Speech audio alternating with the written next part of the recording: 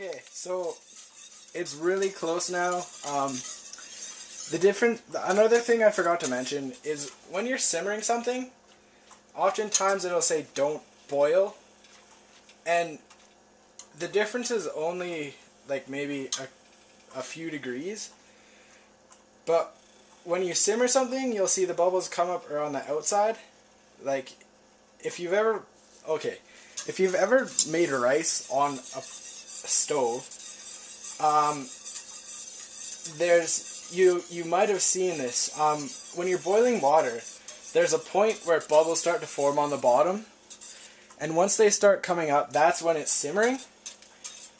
And then oftentimes, like with pasta and stuff, you'll add it at a rapid boil, which is when it's just going crazy and there's bubbles everywhere. But we don't want bubbles everywhere. We just want little bubbles on the sides, and that's when we'll shut off the heat.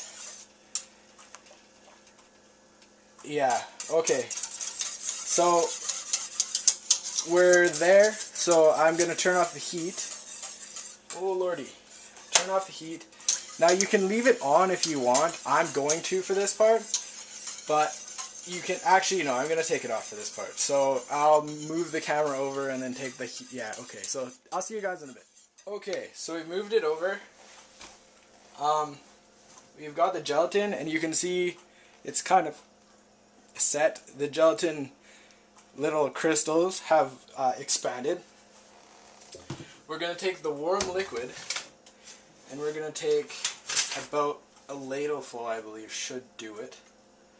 And we're going to transfer that into the gelatin. And this is tempering. And you do this if you're, well, making creme brulee or any egg dish where you're adding cold eggs, because you don't want to scramble the eggs, especially if it's dessert, right? You want it to be smooth, like for custards.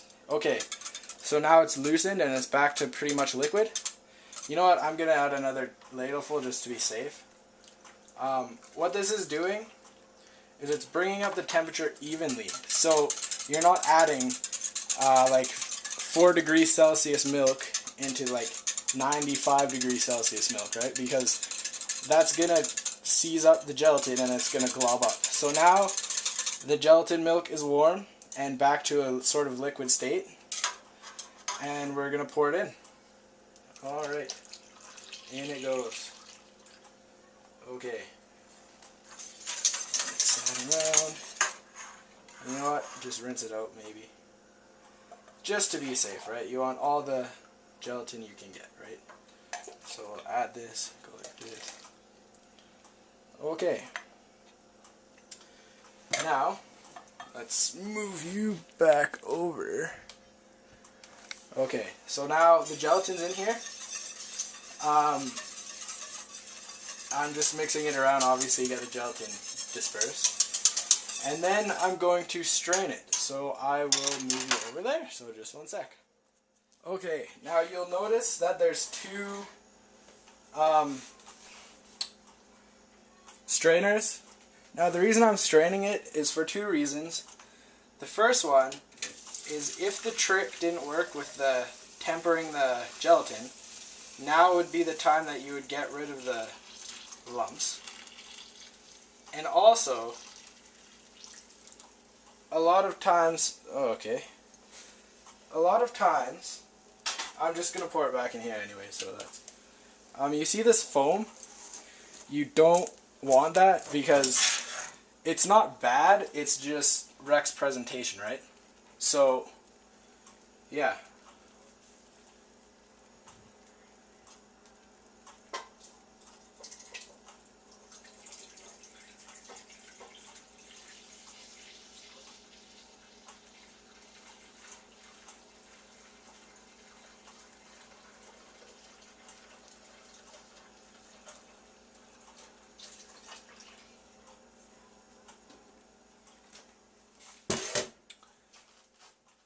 Okay, so some bubbles did form in there, so what I'll do is I'll just take a spoon, this metal spoon, and just try to skim them off the top.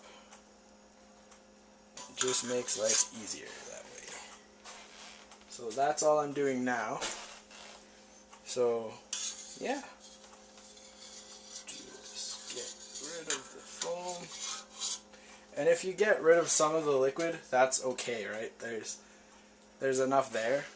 And you're also probably wondering why I'm using so much liquid. Well, it's because we're going to a dinner tomorrow night, so like a thing.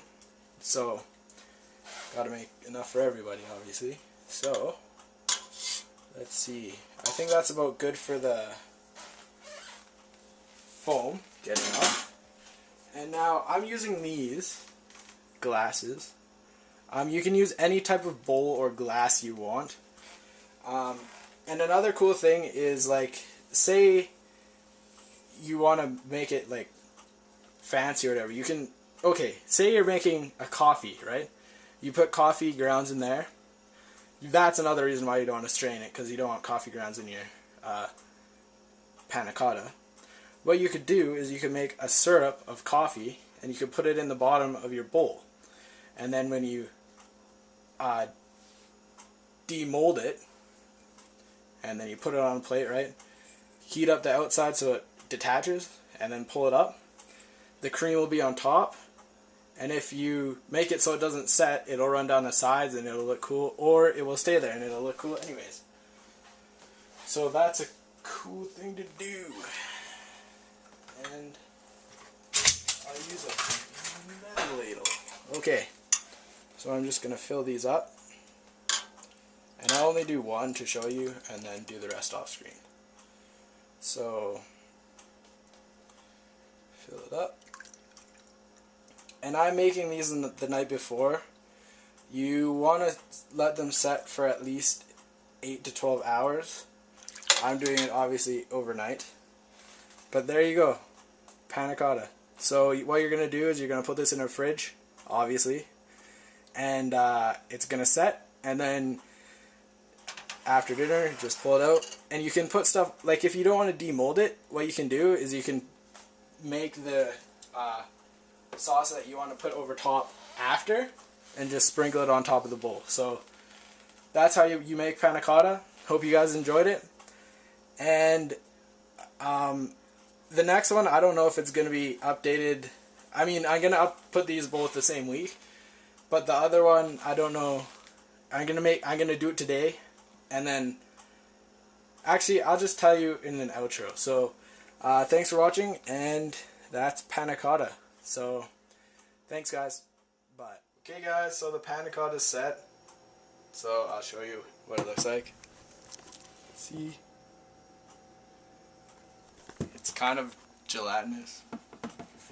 But, yeah, so I think that ratio is going to work out well. So, yeah, that's what it looks like when it's done. It's the day after, obviously. Pretty much 24 hours. 12 hours. Yeah, so that's what it looks like.